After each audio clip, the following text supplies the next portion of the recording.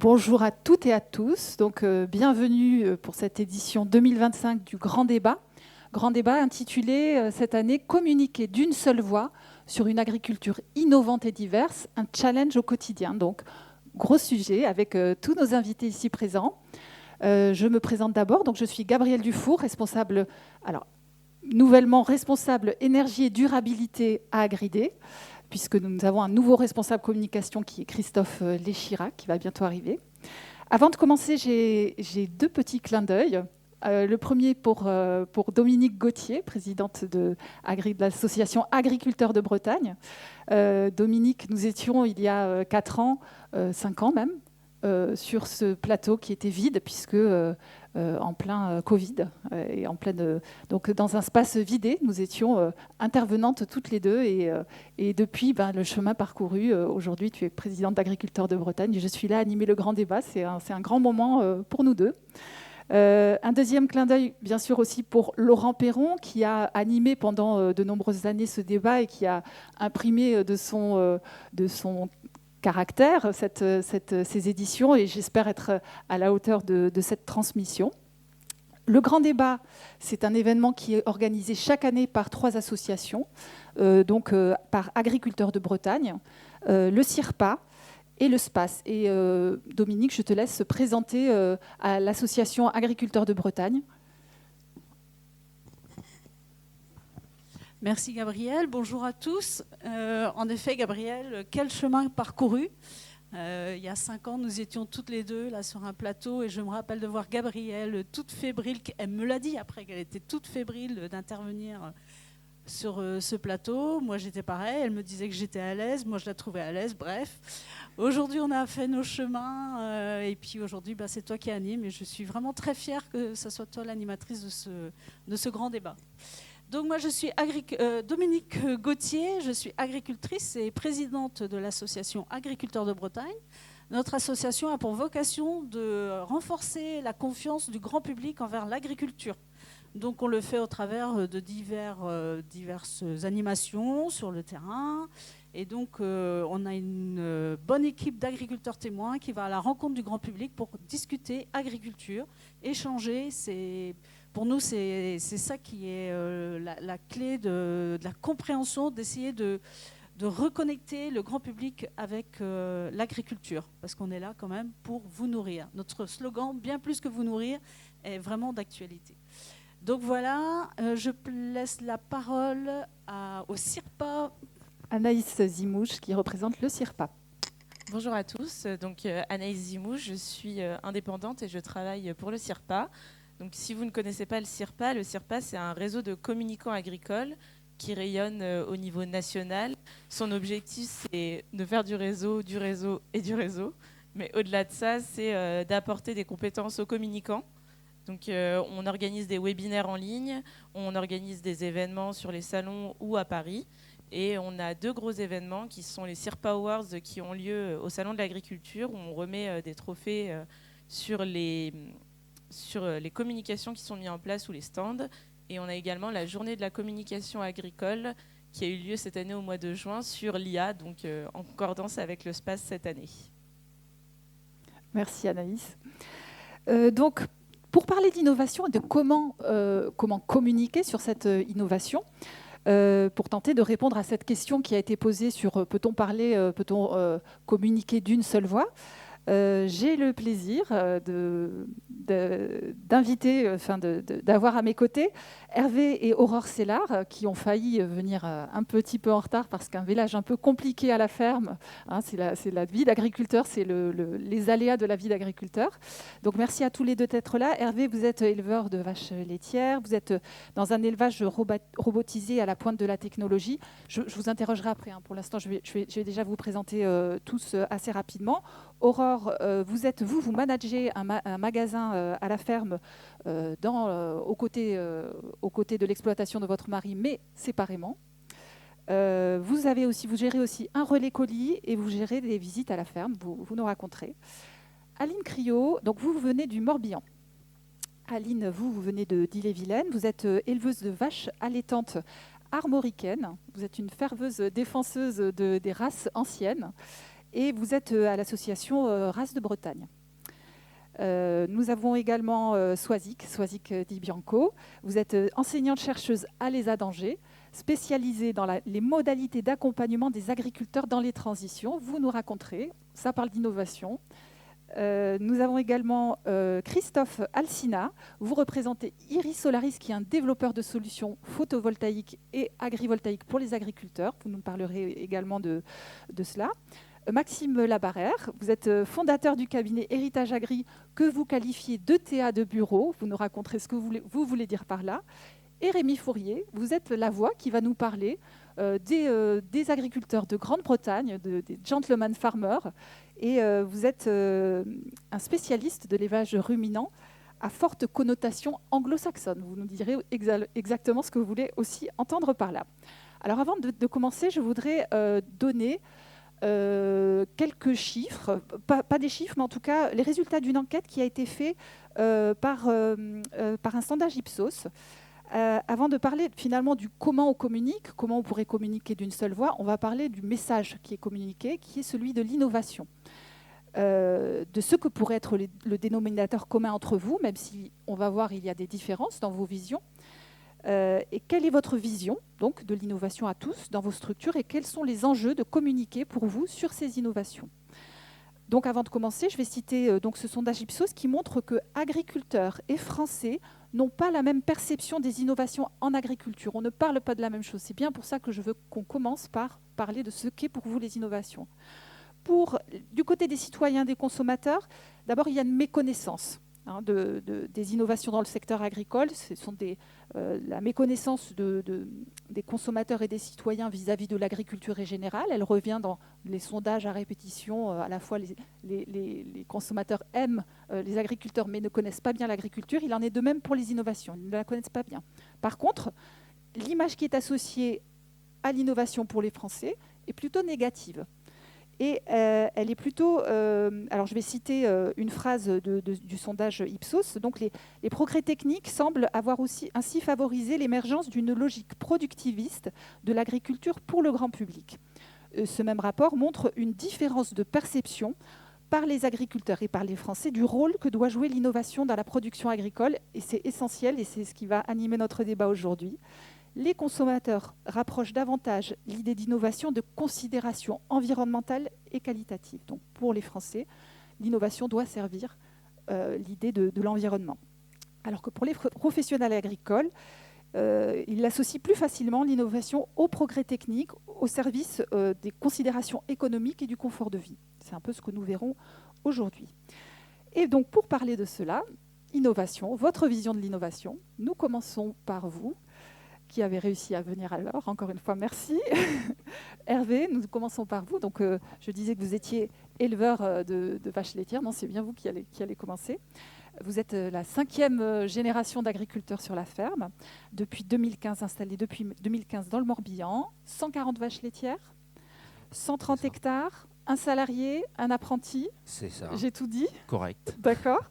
Vous étiez. Alors, ce qui est intéressant, c'est que chacun de vous, les 3 agriculteurs ici présents, vous aviez quand même vous avez eu des expériences différentes hors secteur agricole. Et donc, vous étiez dans le machinisme pendant quelques années et dans la robotique. Et sans doute que ça a aussi façonné votre vision de l'innovation aujourd'hui.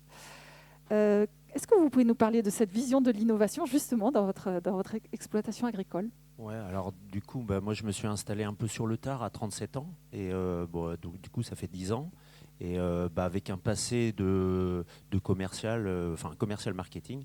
Et l'idée, c'était de rationaliser les horaires de travail et d'avoir un confort de travail, que ce soit pour moi et les salariés. Donc, pour vous donner un petit exemple, quand j'ai commencé, on avait 12 heures d'astreinte le week-end par jour, une seule personne. Là, on est passé à 5 heures d'astreinte. Tous les week-ends. Oui, tous les week-ends. Et puis après, un roulement de un week-end sur 4. Voilà. Donc, c'est mieux vivre le métier.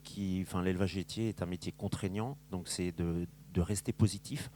Et puis, la deuxième innovation, c'était d'automatiser et d'avoir des salariés et aussi d'ouvrir l'exploitation sur l'extérieur. Donc, c'était vraiment avoir du temps libre, moins d'astreintes et plus de confort pour vous, pour les travaillants Voilà, c'est ça. exploitants et salariés? On parle souvent de bien-être animal en élevage, et on parle très peu de bien-être des éleveurs et des agriculteurs. Donc on mise là-dessus, quoi. Oui, c'est aussi un facteur d'attractivité peut-être aussi pour les salariés pour vous? Ouais, attractivité pour les salariés et puis aussi reconnecter avec le grand public.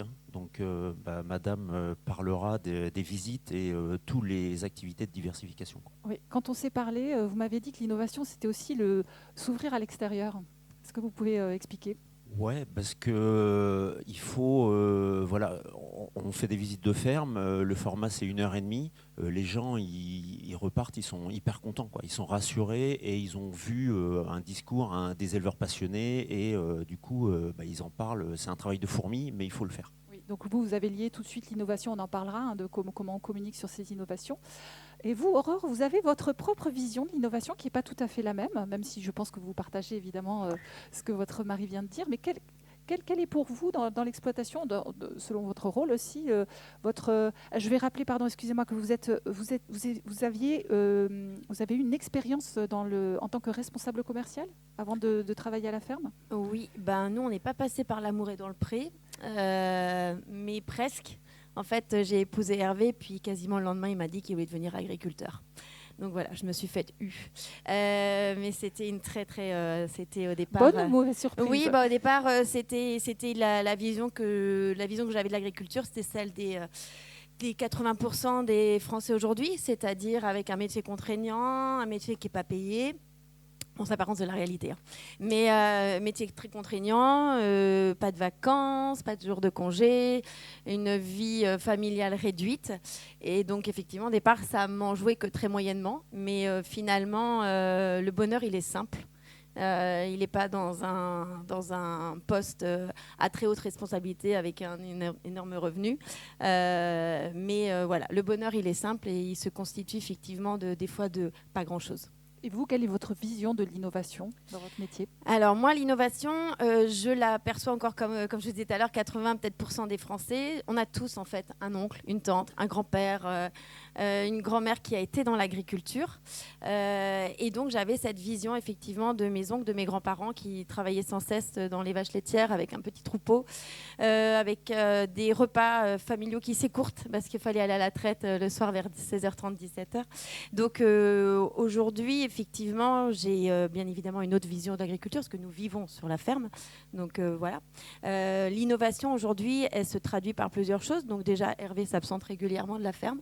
Il part des fois plusieurs jours, voire une semaine entière à l'extérieur. Il reste en France. Il va aussi à l'étranger. Il fait partie de clubs d'éleveurs. Donc cette innovation-là aussi, elle se passe par le fait de sortir de sa ferme. Aller chercher de l'innovation à l'extérieur, à l'étranger, d'autres regards. Exactement. Et l'innovation aujourd'hui, je le vois de plus en plus. On a aujourd'hui des agriculteurs cultivés. Alors ils cultivent, mais ils sont aussi cultivés. Je ne vais pas dire plus intelligents qu'avant parce que ce serait vraiment renier, ce serait être dégradant par rapport à nos grands-parents et arrière-grands-parents. Aujourd'hui, ce qu'on a acquis, je pense, c'est l'intelligence, on l'a, mais on a aussi cette culture. On a des études. On a aujourd'hui des agriculteurs et des futurs agriculteurs qui aujourd'hui font des études. On n'est plus sur je suis le fils d'eux et je deviens agriculteur. Donc des compétences, des formations. Exactement. Une intelligence et puis une curiosité aussi de ce qui se passe en France et ailleurs. D'accord, merci. Vous m'avez dit aussi, c'est le retour du lien. Quand je vous ai posé la question, l'innovation, c'est aussi le retour du lien avec le grand public. Oui, parce que jadis, on allait directement à la ferme chercher ses œufs, son lait, son poulet. On l'a perdu, ça, parce qu'avec le temps, on a de plus en plus d'intermédiaires. On a tout ce qui est GMS qui est rentré effectivement en compte. GMS, donc tous les supermarchés. Donc, on a perdu ce lien aujourd'hui avec les agriculteurs. Donc, il y a un retour un petit peu en arrière, de revouloir revenir dans les fermes, de vouloir comprendre ce que l'on mange. Je pense que c'est ça aussi. C'est avec tous les déboires sanitaires qu'on a pu avoir. Les gens veulent comprendre un peu mieux aujourd'hui qu'est-ce qu'il y a dans leur assiette et d'où ça provient. Je pense que Aline, vous serez d'accord avec ça. Je pense que ça peut faire tout à fait lien entre vous. Vous, je rappelle, vous êtes éleveuse de vaches allaitantes armoricaines en bio, salariée. Vous avez fait le choix du salariat. Après 10 années, vous avez travaillé d'abord en tant qu'exploitante agricole, chef d'entreprise agricole, associée dans un système conventionnel de production laitière. Vous en êtes revenu. Vous allez nous expliquer un peu avec, comment dire, vous avez une vision peut-être un peu critique de l'innovation telle que vous l'avez vécue, telle que vous l'avez perçue pendant ces 10 années. Est-ce que vous pouvez nous expliquer ce cheminement que vous avez eu, de cette critique que vous avez par rapport à ce que vous avez vécu et votre vision aujourd'hui de l'innovation dans votre système? Oui, donc j'ai fait 10 ans dans une ferme conventionnelle, effectivement, en GAEC, ferme laitière. L'innovation, c'était subi, on va dire. Hein. C'est plutôt, ça a été 10 années où on avait des difficultés financières un peu dues à l'installation, hein, des jeunes agriculteurs installés hors cadre familial. Et ces difficultés financières ne se sont jamais arrêtées. Et puis petit à petit, une vision de fond qui était différente avec mon associé. Du coup, une décision très difficile à prendre au bout d'une dizaine d'années, d'arrêter. Parce que ça me prenait la tête la nuit, ça m'empêchait de dormir, etc. Pour savoir comment gérer financièrement, comment gérer l'entente, etc. Du coup, je pense pas qu'on parlait d'innovation, c'est plutôt qu'on était dans la marche un peu de tout le monde et avec toutes ces difficultés-là. Donc j'ai fini par réussir à me dire ma vie, elle n'est pas forcément liée à cette ferme. Alors que j'avais mis tout mon cœur et toute mon énergie pour en faire ma vie, en fait. Et puis j'ai réussi à me sortir de ça et à me dire je pars dans complètement autre chose. Vous avez rebondi. Voilà. Et puis en me disant je quitte le milieu agricole, quoi. Même si je suis issu du milieu agricole, etc. Et que j'aimais vraiment ça. Et puis après réflexion, j'ai réalisé que vivre sans mes vaches, c'était un crève-cœur. Et mon conjoint qui avait sa ferme laitière, indépendamment de nous, de mon GAEC, voilà, sa ferme était là. Et je me suis dit, est-ce que je repars sur un autre projet avec lui? Donc c'est comme ça qu'on a fait ce choix-là, que je me suis installée avec lui. Alors c'est pas une nouvelle installation, puisque j'ai fait ce choix d'être salarié. C'est qu'une question de statut, en fait. On fonctionne comme un GAEC. Et il m'a libéré un peu de surface pour que je puisse développer mon petit projet petit. Donc projet, en fait, mon projet de petit troupeau, c'est plutôt comme ça qu'on parle. Donc combien d'une dizaine de mères en race locale, plus que race ancienne. Alors c'est une race ancienne, l'armoricaine, mais en fait c'est une race d'avenir aussi, parce que c'est une race rustique qui vient du pays là et qui s'adapte très très bien à ce qu'on veut en faire. Donc en race locale, avec ce projet-là de la vente directe, parce que sans le circuit long, ne connaît pas l'armoricaine, donc c'est pas la peine. Et un autre projet de ferme pédagogique à côté pour m'ouvrir aussi, alors un petit peu dans ce qu'on a entendu, m'ouvrir à l'extérieur aux autres, ce qui m'a beaucoup manqué pendant 10 ans. On était la tête dans le guidon et dans ces vaches, et hormis voir des techniciens qui sont autour des fermes et que petit à petit d'ailleurs dont on s'est passé, on voyait plus personne. Donc c'était l'idée aussi de pouvoir faire venir du monde et développer mon projet de vente directe et de retrouver un sens au métier, de pouvoir continuer à avoir des animaux, des vaches qui me portent vraiment et d'y mettre du sens. Et du coup, aujourd'hui, l'innovation, pour vous, c'est quoi? C'est le circuit court? C'est l'innovation plutôt que technique, parce qu'effectivement, on parle d'innovation. Pour moi, la première chose, c'est la technique. C'est tout ce qu'on voit ici, là, la robotisation, etc. Mais pour moi, cette innovation-là, elle nous contraint. Et je suis très, très, très prudente. Quand j'entends des gens qui s'installent derrière cette innovation-là, c'est tellement de moyens financiers et du coup de contraintes d'agrandissement, d'optimisation, mais on est sur un fil de rasoir à chaque fois. Et du coup, des gens qui s'installent ou qui grossissent avec toutes ces technologies-là, ils sont pieds et mains liés, ils n'ont pas le droit à l'erreur. Et c'est c'est extrêmement dangereux. Et du coup, voilà, faut pas être contre certaines innovations, mais il faut être très très prudent. Et moi, je la vois autrement. J'ai vraiment choisi un autre chemin. L'innovation, pour moi, elle est dans travailler autrement, travailler en autonomie, avoir cette liberté-là. Ma priorité quand je me suis réinstallée, c'était de ne pas avoir de cette pression financière qui m'empêchait de dormir. Du coup, faut trouver les biais pour ne pas être, voilà, pour être un peu plus libre, des systèmes résilients, autonomes, qui sont moins gourmands en fait. Et être libre aussi jusqu'au bout, c'est-à-dire vendre son produit, donc choisir ses prix, choisir ses clients, avec quand même cette pression-là qu'il faut qu'on ait nos clients pour le coup. Mais on n'est plus dépendant d'un marché extérieur, c'est nous qui le créons. Donc l'innovation pour l'indépendance. Et vous m'avez dit aussi pour les transitions environnementales quand on a Eh ben oui, alors faire ce choix de races qui ont été abandonnées en fait à une époque pour ce progrès technique et pour d'autres races qui étaient à l'époque et qui sont encore plus rentables en termes de poids, etc. On ne fait pas le poids face aux limousines, évidemment. Les armoricaines sont des petites vaches qui pèsent moins.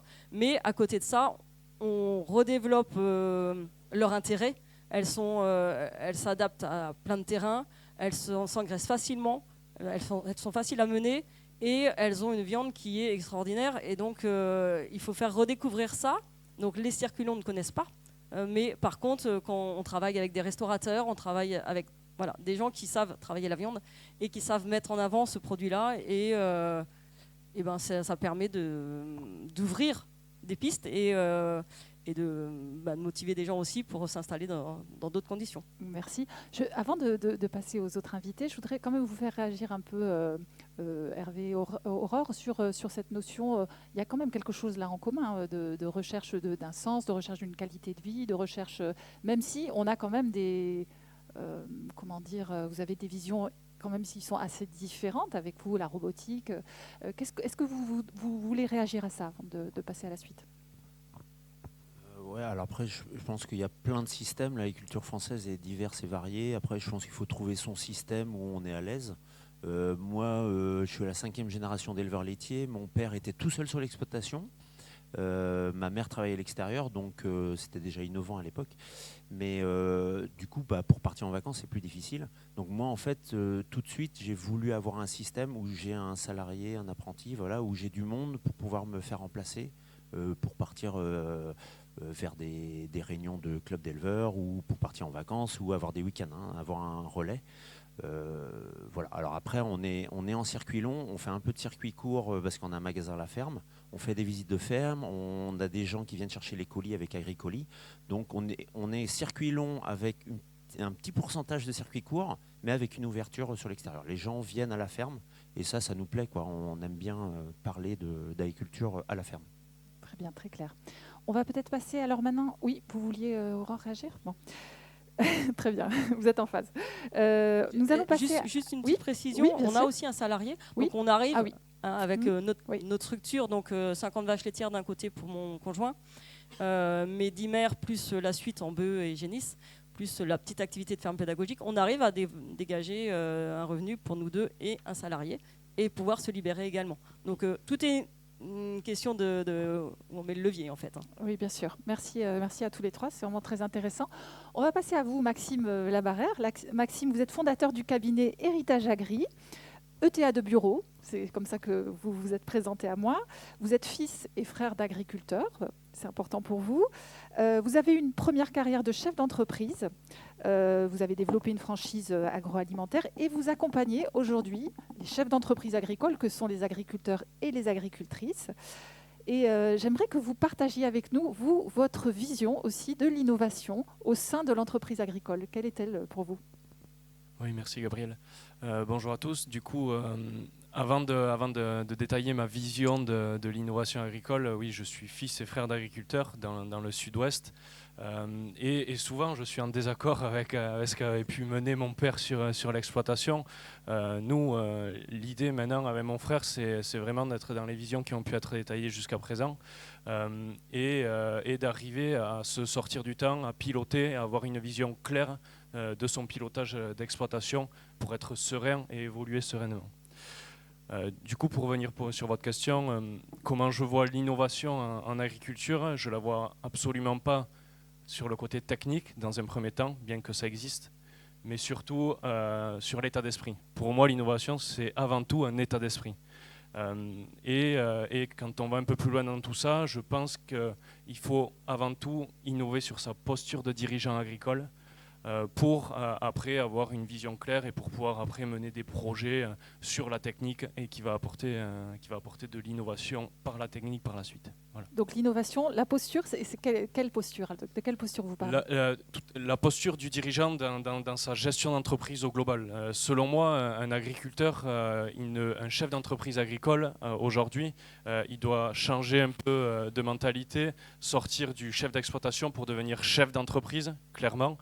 Et quand on dit chef d'entreprise, je reprends mon expérience passée et les gens qu'on a accompagnés jusqu'à présent, on ne peut pas tout faire tout seul.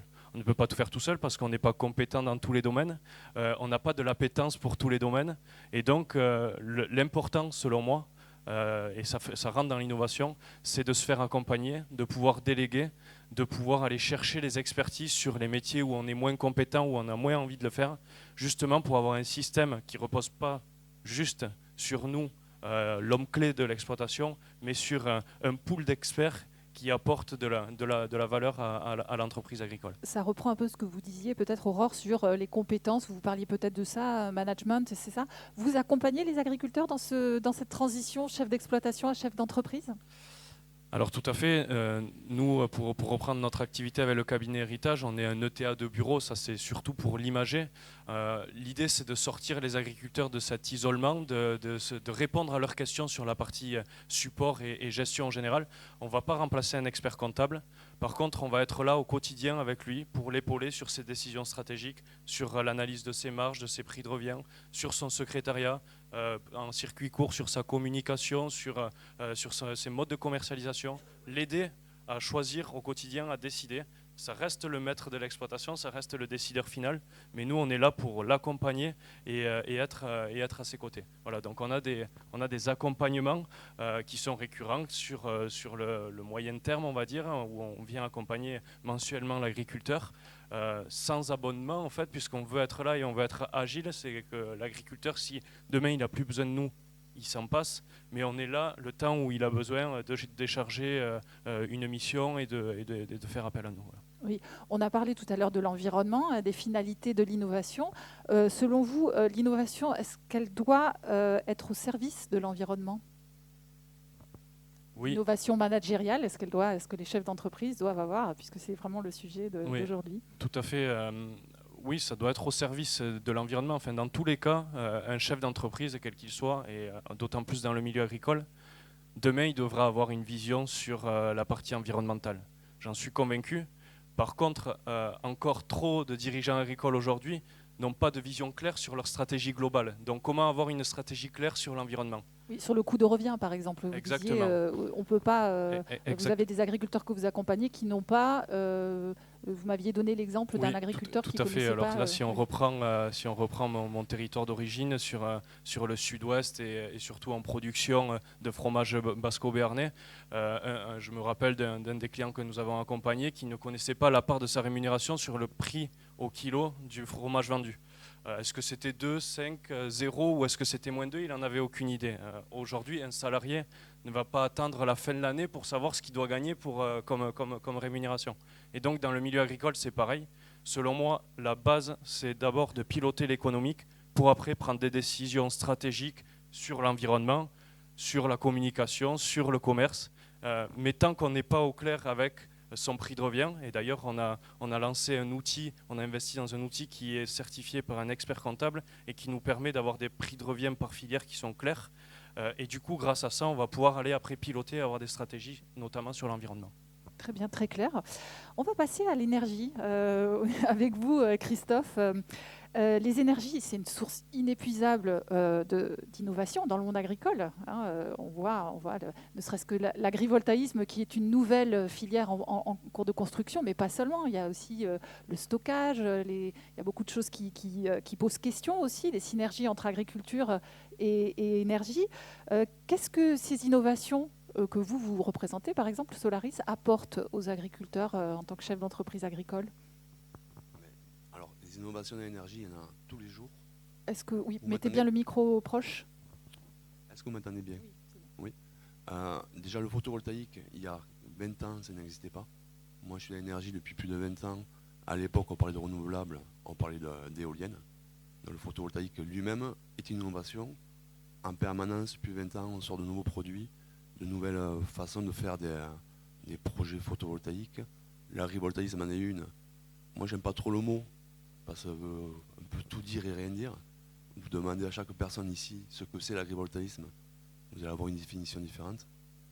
Même dans la profession, après, je crois qu'on va parler ensemble d'une même voix.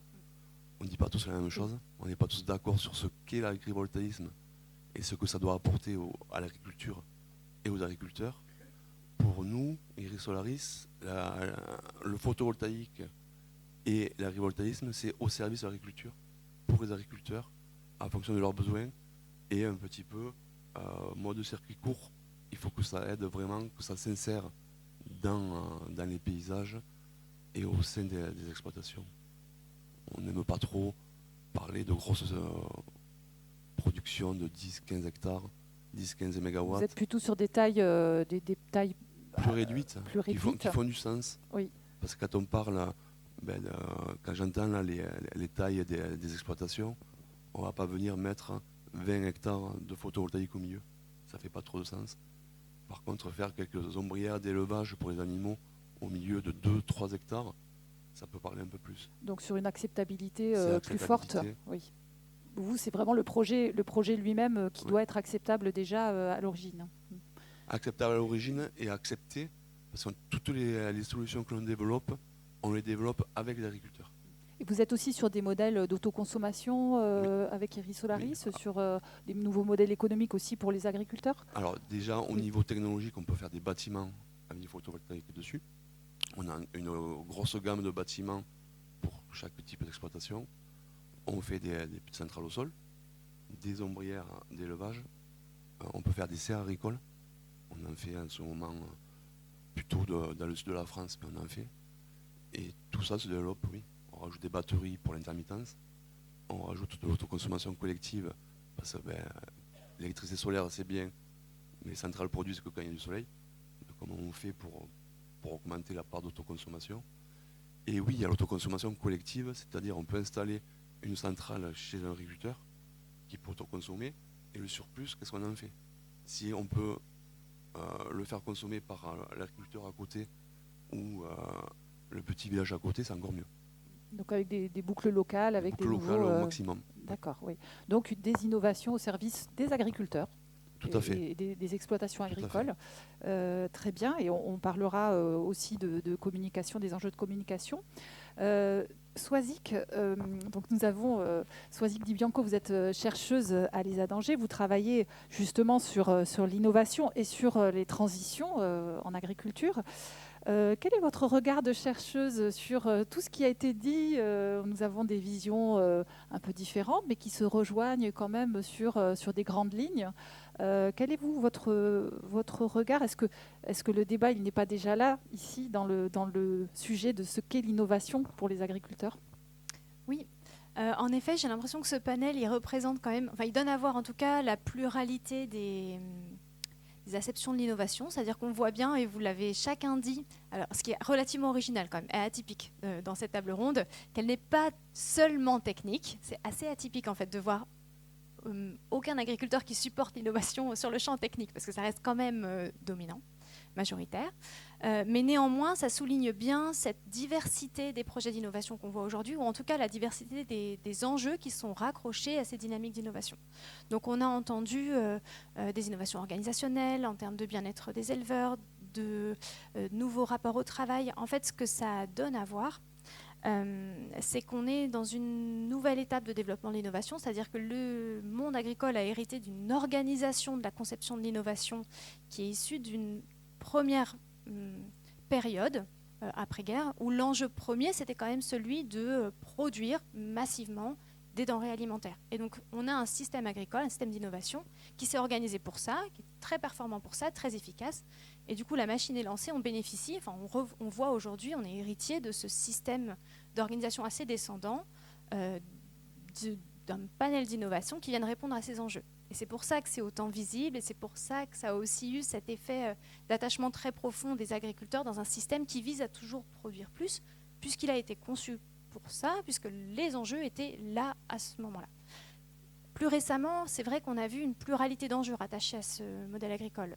L'enjeu d'attirer de nouveaux profils pour renouveler les générations, celui d'améliorer le bien-être des éleveurs, celui d'attirer une main-d'œuvre qui se détourne un peu parfois des exploitations agricoles ou de recréer le lien avec le consommateur. Et donc là, toutes les innovations que vous avez mentionnées renouent en fait avec ces nouveaux, entre guillemets, nouveaux enjeux liés à l'agriculture. Et c'est vrai qu'on les voit un peu moins, en tout cas dans des salons comme celui-là.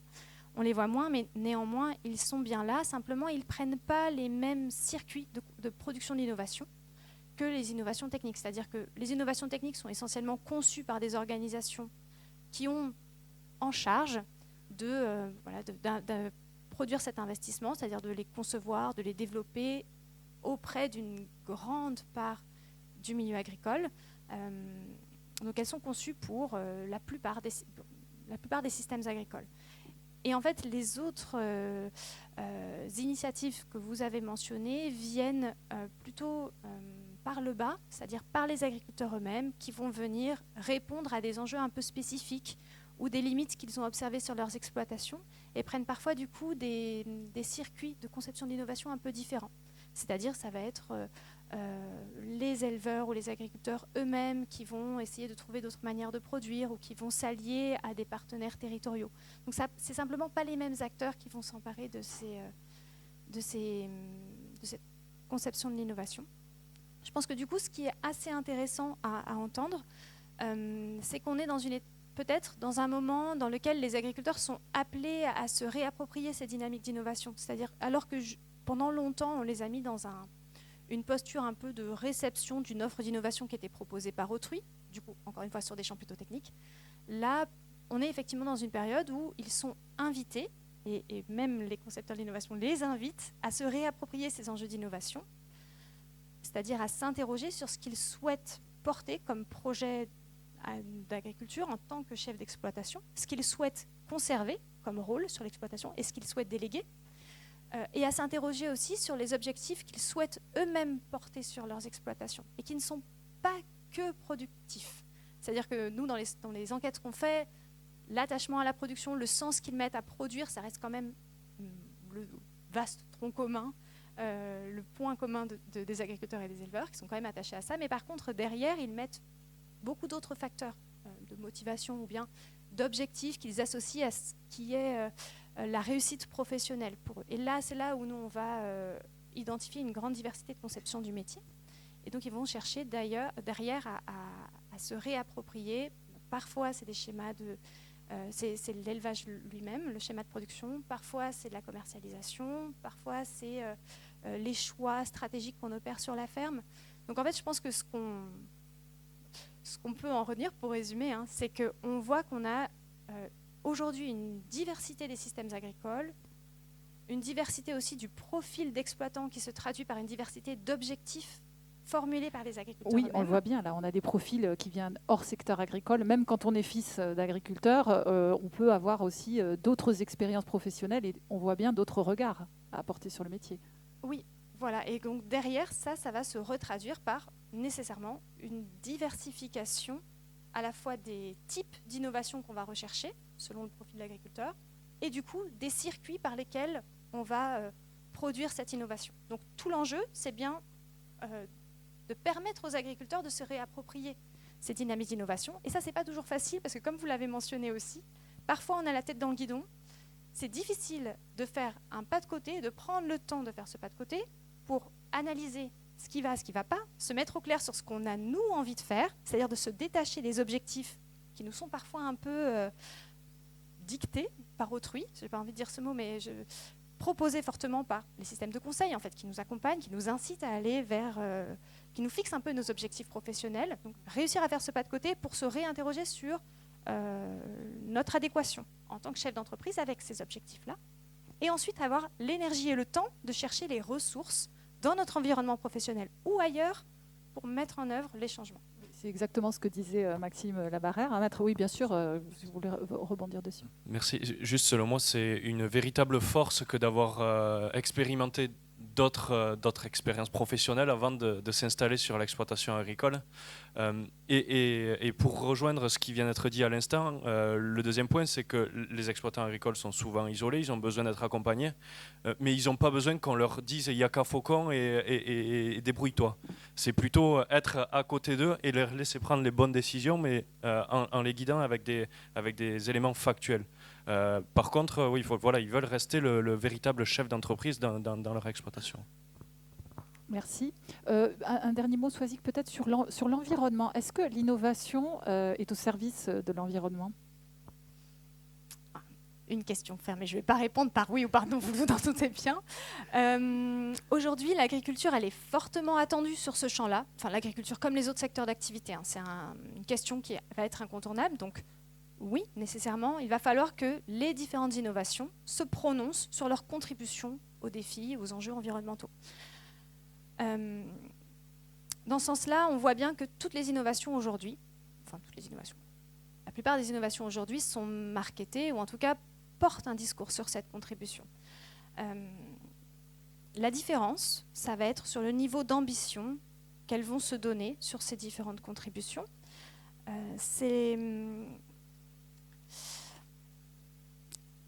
J'ai du mal à pouvoir répondre parce que sans prendre un exemple particulier, il faudrait, je pense, peut-être... Vous pouvez citer un exemple, hein, oui, bien sûr. Citer un exemple. Mais nécessairement, en tout cas, ce qu'on peut se dire, c'est qu'aujourd'hui, cette question-là, elle est incontournable. Lorsqu'on se pose une question de porter une innovation, qu'elle soit organisationnelle, etc., ça a plus ou moins de sens, en fait, de l'interroger au prisme de l'environnement. Par exemple, lorsqu'on pense organisation du travail, la réinterroger au prisme de l'environnement systématiquement, c'est pas forcément le premier réflexe qu'on pourrait avoir. Néanmoins, je pense également que le sujet est devenu tellement incontournable qu'aujourd'hui, les agriculteurs, mais comme les concepteurs de l'innovation, doivent se poser la question de leur niveau de contribution et des registres sur lesquels ils contribuent à cette question environnementale. D'autant plus qu'avec les nouvelles directives CSRD et compagnie, les agriculteurs vont être interpellés tôt ou tard. Les agriculteurs font partie des chaînes de valeur de production de l'alimentation, donc ils vont être interpellés tôt ou tard par leurs partenaires des filières sur ce qu'ils mettent en œuvre. Donc, et ils le sont déjà. Donc, il va falloir, en tout cas, se poser systématiquement la question de quelles sont les contributions sur les registres sociaux, environnementaux et économiques de nos activités. Très clair, merci. On va faire un pas de côté et on va aller de l'autre côté de la Manche avec vous, Rémi Fourier. Vous êtes l'ancien directeur de AHDB, un organisme de promotion de l'agriculture britannique. Vous êtes un spécialiste de l'élevage de ruminants, comme je le disais tout à l'heure, à forte connotation anglo-saxonne. Vous êtes un fin connaisseur donc de ces élevages. Et comment ça se passe ? Alors, vous avez entendu un petit peu, vous connaissez aussi bien sûr l'élevage français, puisque vous venez régulièrement et que vous l'analysez aussi régulièrement. Comment ça se passe chez nos amis anglais et quelle différence y a-t-il entre l'innovation, la vision, on va dire, globale de l'innovation en Grande-Bretagne et ce que vous entendez ici ? Bon, alors, d'abord, comme on parle de communication, je suis retraité. Vous êtes retraité. Attention, oui, tout voilà, à fait. Je ne veux pas avoir de problème avec mon dernier employeur. Donc, voilà. Alors, je ne vais pas comparer, bien entendu, l'agriculteur britannique avec l'agriculteur français. Je vais simplement vous parler un petit peu de comment ça se passe au Royaume-Uni. Au Royaume-Uni, les agriculteurs, leur ambition première, c'est de gagner de l'argent. Ils veulent un revenu, d'abord. C'est très, très important. Et tout sera fait autour de ça, quoi qu'il arrive. Donc, ils sont assez décomplexés, non, sur ces sujets ? Ils sont totalement décomplexés sur ce sujet. Nous, au sein d'AHDB, on avait un logo qui présentait un arrière de bœuf avec logo de la livre par-dessus, pour montrer que tout ce qu'on faisait, tous les services qu'on apportait, c'était fait véritablement pour les aider à gagner plus d'argent. Voilà. Donc ça c'est la règle. Ensuite, les Britanniques sont très très pragmatiques de ce fait, bien entendu. Donc tout est fait pour diminuer les charges sur une exploitation. Pourquoi ? Parce que dans la filière viande, donc ruminant, le prix de marché il est fixe et on ne peut pas y toucher, il est immuable. Par contre, ce qu'on peut essayer de faire, c'est réduire ses coûts de production pour améliorer sa marge. Bon, ça, c'est pareil, c'est le pragmatisme britannique qui s'adapte. En termes d'innovation, vous parlez après de diversification, ça c'est très important au Royaume-Uni. Les Britanniques n'ont pas d'a priori. Je vous rappelle que la première race à viande au Royaume-Uni, c'est la limousine. Donc ils sont très ouverts sur tout ce qui se passe dans le monde entier. Et tout ce qui va pouvoir les aider à améliorer leur système de production, ils vont le prendre, sans aucun a priori, pas de problème. D'autant plus qu'ils sont très éloignés du grand public.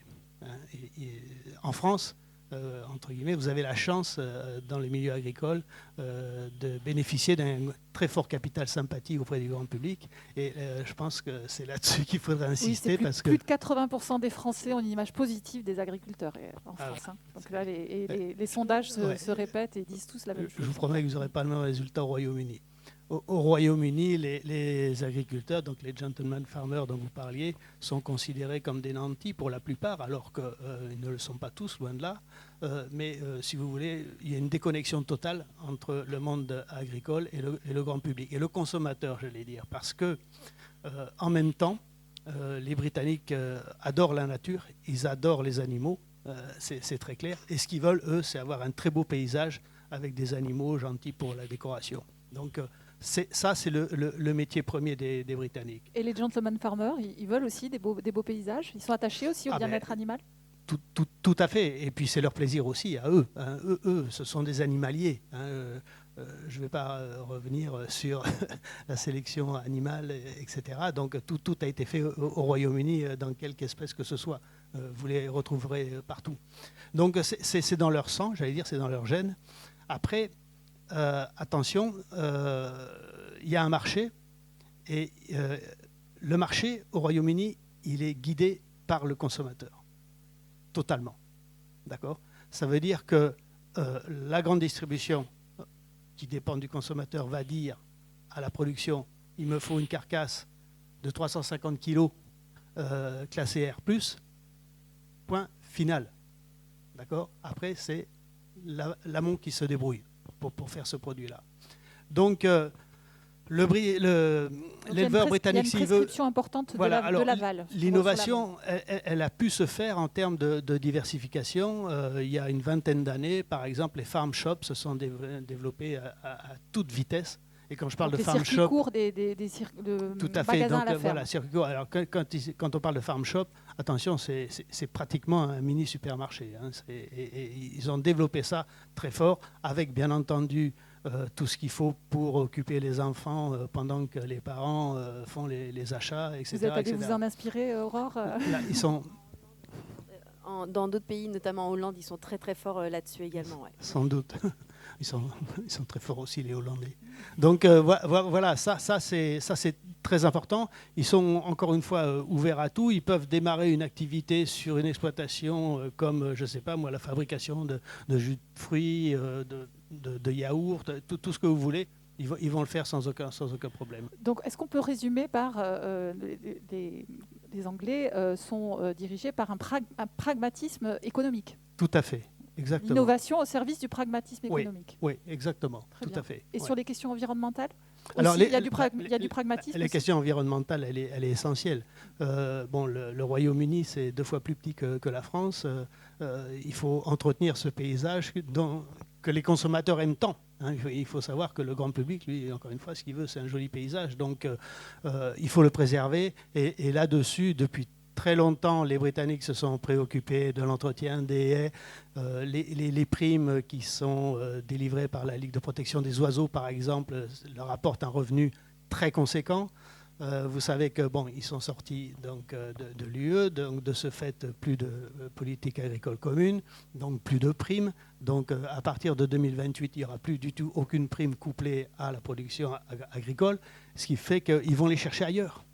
Ils vont chercher les primes chez les associations de protection de papillons, de grenouilles, de mares, de tout ce que vous voulez. Ils vont aller chercher l'argent partout pour pouvoir bénéficier des nouvelles exigences des consommateurs en ce qui concerne l'environnement. Donc plus de partenariats publics, privés, peut-être plus de souplesse un peu dans ces Ah oui, totalement. Oui, ça, il faut savoir plus que de pragmatisme. voilà, oui, et puis bon, très indépendant aussi. Il faudrait qu'on s'en inspire un petit peu. L'agriculteur britannique est très indépendant.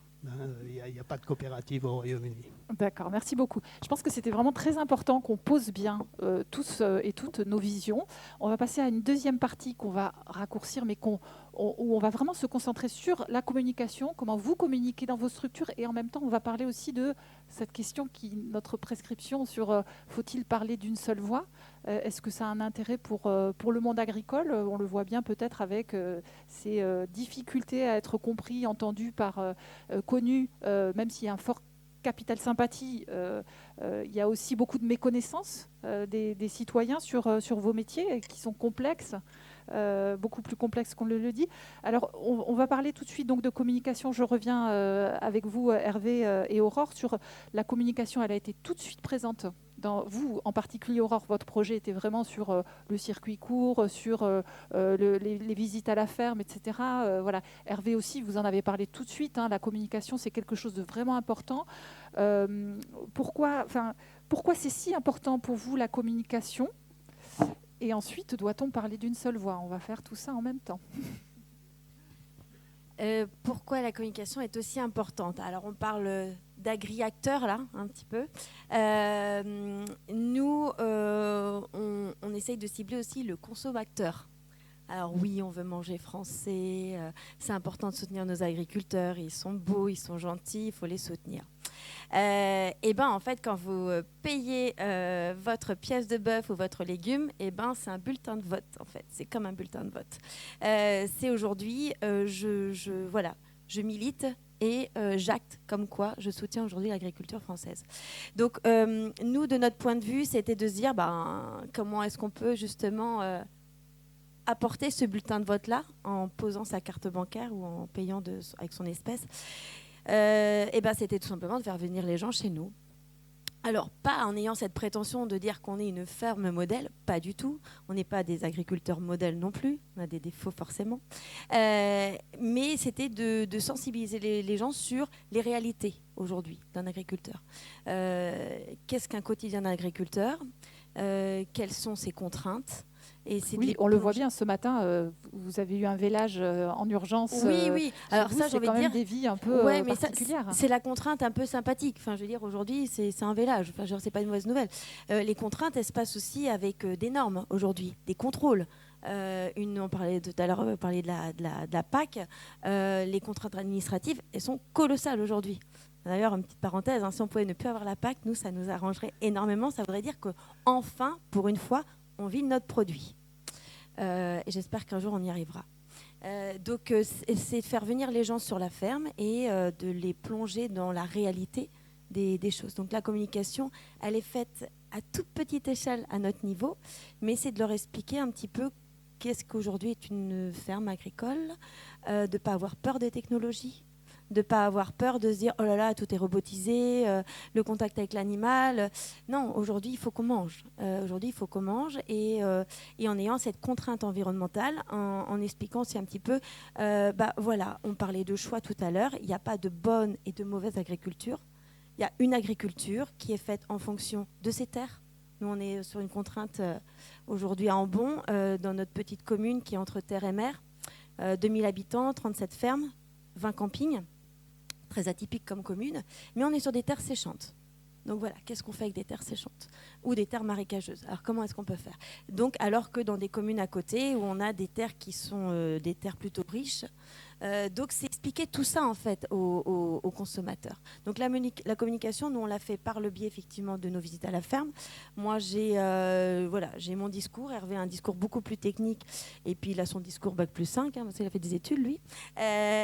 Donc voilà, c'est aussi d'avoir un discours qui se fait entendre de manière, un discours pédagogique auprès du grand public et de leur poser en fait les réalités et de les mettre aussi face à ce qu'ils demandent. C'est-à-dire, ok, vous voulez ça et ça, mais alors comment on fait aujourd'hui? Voilà, on parle beaucoup nous, de pesticides pendant nos visites et d'antibiotiques aussi. Beaucoup, en tout cas on l'évoque. Ces personnes vous expliquez votre démarche, c'est-à-dire que comment vous les utilisez. Exactement, c'est-à-dire que si on n'a pas la question, moi je la pose systématiquement en disant dis donc monsieur l'agriculteur, alors les pesticides, vous en êtes où vous chez vous? Donc c'est aussi de mettre face à cela, de dire voilà, on a aujourd'hui une culture qui est ravagée par un papillon. Qu'est-ce qu'on fait? Aujourd'hui on a une mauvaise herbe qui est en train de manger notre plante. Qu'est-ce qu'on fait? On donne une trentaine de chapeaux de paille aux gens qui sont présents et on vous demande gentiment de désherber pendant toute une après-midi sous 30 degrés, comment on fait? Donc c'est en fait mettre les consommateurs face à leur réalité. Voilà. Donc la communication, elle passe par là. Et puis on a un relais colis.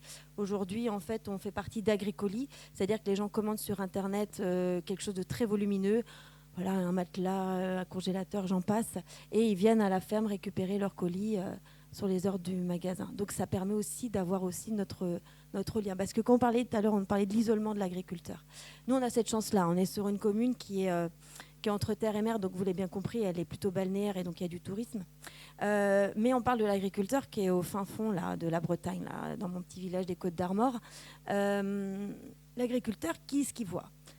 Il voit le vétérinaire parce qu'il a une bête qui n'est pas bien. Il voit le mécano parce que là, il va encore avoir une facture qui va plutôt aujourd'hui être autour des 4 chiffres que des 3 chiffres. Il va voir qui? Il va voir le contrôleur pour voir si effectivement ce qu'il fait est bien. Donc en fait, on parle de l'isolement de l'agriculteur, mais on parle de la solitude de l'agriculteur. Donc c'est vite effectivement compliqué. Un agriculteur est vite seul. Donc oui, vous avez mis en place tous ces circuits qui permettent d'ouvrir la ferme, de voir du monde, d'expliquer vos pratiques, d'expliquer votre évolution aussi, puisque vous avez quand même une démarche aussi d'évolution de vos pratiques, etc. Ouais. Peut-être... Oui. Merci. Après, c'est vraiment l'humain, quoi. Donc, on parlait d'aller chercher de l'information à l'extérieur. Moi, je fais partie de groupes de discussion, des groupes lait qu'on appelle, et aussi il y a le club européen des éleveurs, EDF. Là. Et du coup, tous ces moments où c'est dur de partir de la ferme, et surtout quand on est jeune agriculteur, frais installé, il y a toujours plein de choses à faire. On peut toujours travailler 24 heures sur 24. Mais c'est dur de sortir de la ferme. Et après, on discute avec nos collègues éleveurs et on prend des informations et des solutions. C'est-à-dire que moi, souvent, j'ai été avec une problématique. J'en discute avec mes collègues éleveurs et je reviens avec la solution. Et du coup, le temps, il est vraiment important, quoi. Et après, pour revenir sur les visites à la ferme, on joue avec Aurore sur la pédagogie. Donc, le grand public a beaucoup de questions, a des idées préconçues par les médias, l'agribashing, etc. Donc, nous, en général, Aurore, elle saute les pieds joints dedans. Donc, c'est de dire, alors, on parle de pesticides. Et donc, on fait beaucoup de pédagogie aussi. Quelles sont les solutions alternatives?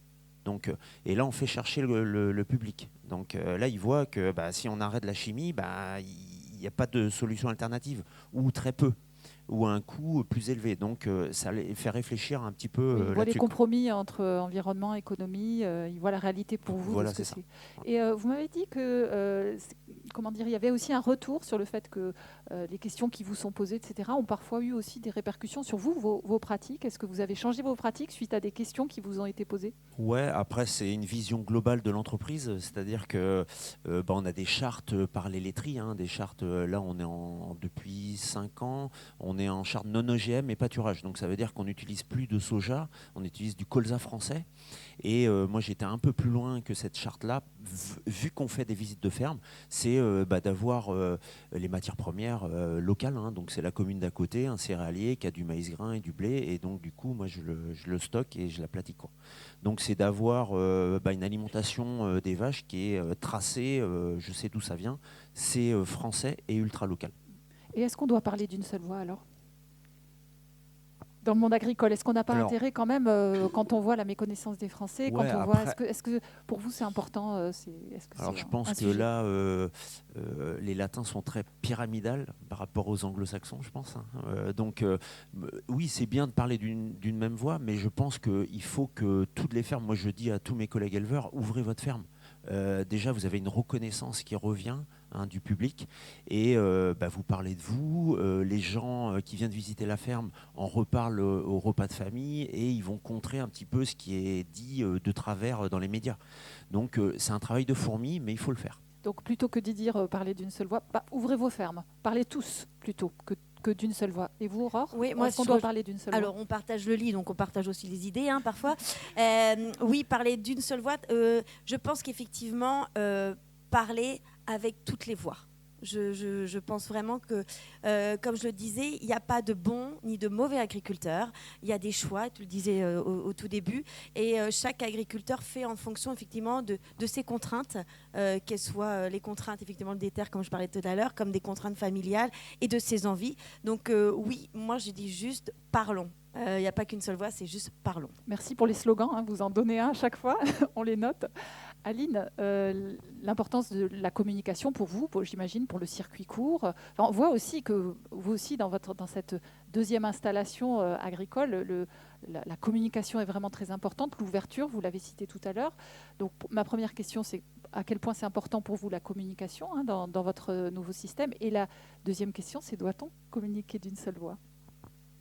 Oui, alors pourquoi c'est important alors je vais pas redire, on a des points communs avec mes voisins sur l'ouverture au public. Et pourquoi c'est important ? La première raison pour moi, c'est quand je démarre en vente directe et que je n'ai pas de clients, il faut que je les trouve. Donc il faut bien que je communique pour trouver des clients. Donc c'est quand même la première chose pour en vivre. La deuxième chose, c'est sortir de l'isolement dont je parlais tout à l'heure. Et donc, voilà, on se rejoint tout à fait.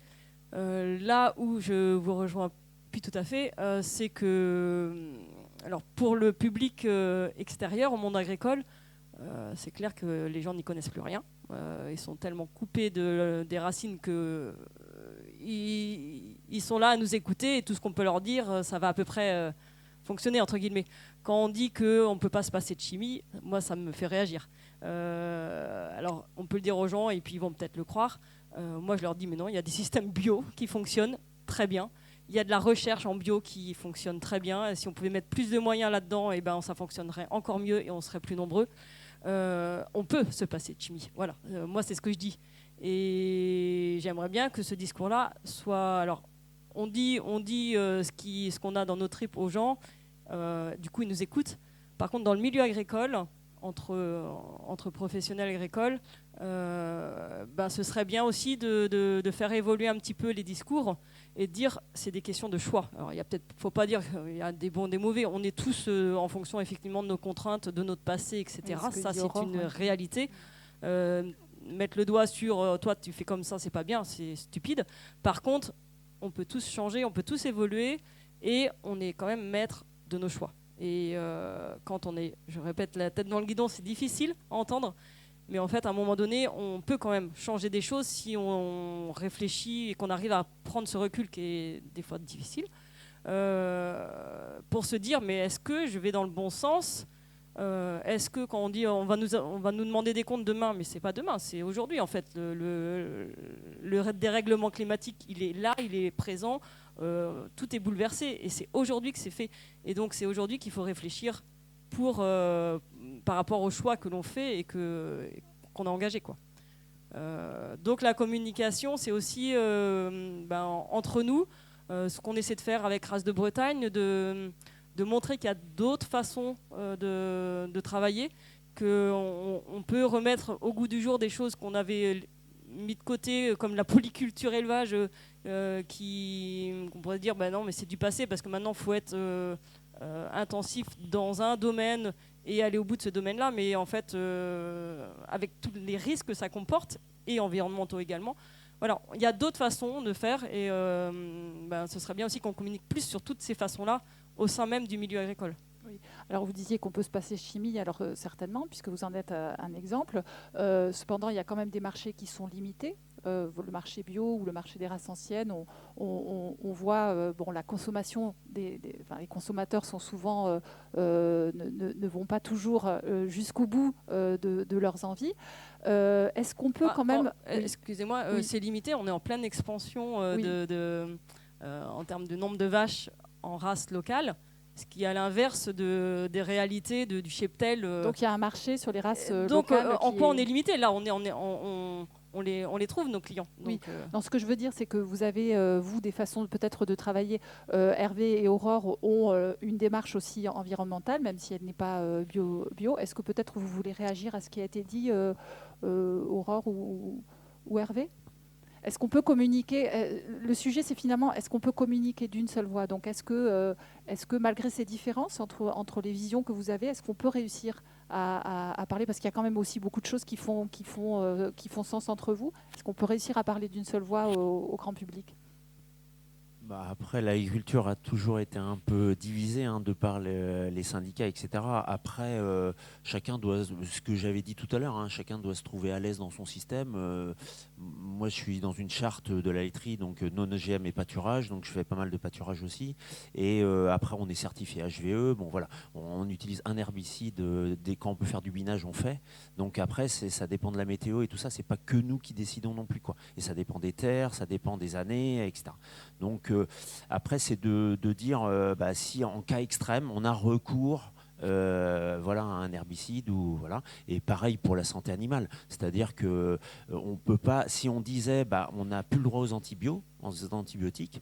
Nous, souvent dans les visites, on compare la santé humaine. C'est-à-dire que si on va chez le médecin avec une petite maladie, on peut se guérir avec les plantes ou de l'homéopathie. Par contre, si on a une grave maladie, si le médecin nous dit il n'y a plus le droit à la chimie, il n'y a plus le droit d'antibiotiques, c'est un peu gênant. Donc nous, moi les vaches, c'est pareil. J'essaye de traiter au dernier moment en antibiotiques, mais si j'ai pas le choix, la vache est vraiment malade, j'y vais, quoi. Oui. Aurore? Après, on se rejoint. Nos métiers, c'est quoi? C'est de nourrir les gens. Un agriculteur aujourd'hui, c'est forcément quelqu'un qui est passionné, c'est pas possible autrement. Donc s'il est passionné, c'est qu'il a une attention dans ses cultures, il a une attention dans le soin de ses bêtes. Donc je pense que c'est là où on peut se rejoindre. C'est qu'aujourd'hui, c'est un métier de passion. Notre métier, on veut bien le faire et on fait du mieux que l'on peut. Donc oui, si, bien évidemment. Et moi, c'est pour ça que je dis que c'est difficile de parler d'une seule voix parce qu'il y a tellement d'idées. Il y a autant de personnes et de visions qu'on est d'agriculteurs, en fait. Mais quelque part, l'objectif, il est le même pour tous. C'est de nourrir les gens, c'est de bien le faire et c'est de pouvoir en vivre. Très bien. On va passer à Maxime Labarrère. Justement, vous accompagnez aussi les agriculteurs, les chefs d'entreprise agricoles dans leur communication. Est-ce que c'est important? Et est-ce que, toujours cette même question, est-ce que c'est important de parler d'une seule voix? Est-ce que vous y croyez? Oui, alors avant de parler des accompagnements qu'on peut offrir, moi j'aime bien montrer que je suis fier de mes racines, fier d'être fils et frère d'agriculteurs, et c'est aussi ma légitimité à accompagner ce monde agricole. Et d'ailleurs, pour ça, j'ai aussi une autre casquette de conférencier, que je dis conférencier bien dans ses bottes, pour mettre en valeur le bon sens paysan. Parce que pour moi, le bon sens paysan, il sert à notre secteur, mais il sert aussi à tous les autres secteurs économiques pour aller chercher de la performance. Et moi, je suis sûr que communiquer, innover dans le monde agricole ou ailleurs, si on le fait avec du bon sens paysan, c'est-à-dire, et j'aime me dire comme ça, sans réinventer la poudre, on peut arriver à faire des grandes choses et à performer dans nos entreprises, nos organisations. Après, pour répondre à votre question, chez Héritage, oui, on accompagne aussi dans la communication parce que ça fait partie des missions support d'une entreprise agricole. Et on essaye de le faire toujours pareil avec ce que je viens de dire, avec du bon sens paysan, sans réinventer la poudre, en mettant surtout beaucoup d'humains à l'intérieur parce que c'est ce qu'attendent les gens. Et en expliquant les pratiques, quelles qu'elles soient plutôt raisonnées, plutôt vers le bio. dire vraiment ce qu'on fait, sans langue de bois. Ça, c'est essentiel et c'est ce qui est attendu. Pour vous citer une étude qu'on travaillait, enfin qu'on regardait là, ce début de semaine, menée par BVA pour SA Crédit. 59% des gens interrogés, 1200 interrogés, connaissent mal les méthodes de production en grande culture. 50% des gens interrogés connaissent mal les méthodes de production en élevage. Donc ça veut dire qu'il y a quand même de la sensibilisation à faire là. Là, on a 2 bons exemples sur la partie communication, mais force est de constater, nous, dans nos accompagnements, qu'il y a encore beaucoup de travail à faire sur ce domaine-là, tout simplement parce que les agriculteurs, de base, en général, ils ont du mal à se mettre en valeur. Ils ont du mal à dire ce qu'ils font et à montrer vraiment au grand public ce qu'ils font. Oui, là on a un panel d'agricultrices et d'agriculteurs qui ont vraiment ça, on va dire, dans leur ADN et qui le font avec cœur et avec envie. Mais vous dites que ce n'est pas toujours facile, c'est pas une compétence qui est innée. Et vous les accompagnez aussi peut-être là-dedans. Juste pour petit exemple, alors là on a des exemples où il y a du circuit court, donc comme l'a dit madame, on est obligé de vendre son produit, donc on est obligé de passer par là et même des fois de se faire un peu violence. Des fois, et ça j'attire l'attention, on se lance en circuit court sans avoir en tête la partie communication qui est essentielle. Et moi, dans ma carrière précédente ou dans mon expérience précédente, on distribuait des produits en circuit court et les agriculteurs qui travaillaient avec nous n'étaient pas du tout sensibilisés à ces notions-là, et du coup ils arrivaient avec des produits qui étaient pas du tout brandés, qui ne donnaient pas envie aux consommateurs, et donc nous on était en difficulté après au niveau du point de vente pour mettre en avant leurs pratiques, quoi, voilà. Vous m'avez dit quand on s'est parlé que la communication finalement c'est aussi en soi une innovation. Justement, par rapport à ce que je viens de dire là, on a des bons exemples sur le plateau là, mais par contre, je pense que dans la généralité, le monde agricole ne communique pas du tout encore assez et n'aime pas le faire. Donc rien que de communiquer, pour moi, c'est une innovation. Et voilà, et qui pousse à se développer dans les prochaines années, j'en suis sûr, et c'est essentiel pour l'avenir du secteur. Et communiquer d'une seule voix ? Communiquer d'une seule voix, ça a été dit, et je vais le répéter. Mais selon moi, tous les agriculteurs, quels qu'ils soient, et n'importe comment ils produisent, selon moi, ils aiment leurs animaux, ils aiment la terre, et ils ont envie de la respecter. Ils ont juste aussi envie de vivre de leur travail. Alors, chacun a des pratiques différentes, mais selon moi, tout le monde est amoureux de son métier, passionné, comme ça a été dit, et c'est ça qui doit être mis en valeur. Le dénominateur commun. C'est ça qui doit être mis en valeur, tout à fait. Christophe, l'énergie a besoin de communiquer, en particulier sur ces nouvelles, ces innovations. On voit bien l'agrivoltaïsme, c'est un sujet d'enjeu. Il y a un enjeu d'acceptabilité qui est très important. On a eu ici au SPACE un grand débat sur le sujet de l'acceptabilité. C'était sur la méthanisation et sujet énergie. Comment ça se passe pour vous ? Est-ce que vous accompagnez les agriculteurs à communiquer ? Est-ce que c'est un sujet pour vous, la communication ? Alors, nous sommes un petit peu comme les agriculteurs. Nous ne sommes pas très bons en communication et on ne communique pas assez. Par contre, on communique par la proximité, en venant dans des salons agricoles. On est ici, on est beaucoup au sommet de l'élevage, ou dans des foires et des salons agricoles, on en fait plus de 100 par an. Donc, communication proximité et communication par l'exemple, en faisant nos projets avec et pour les agriculteurs. Si les projets sont réussis, après on peut communiquer, on fait des journées portes ouvertes. Les agriculteurs parlent de nos projets à d'autres agriculteurs, à leurs voisins, et nous, ça nous fait du bouche à oreille, et c'est comme ça qu'on gagne notre projet. Oui.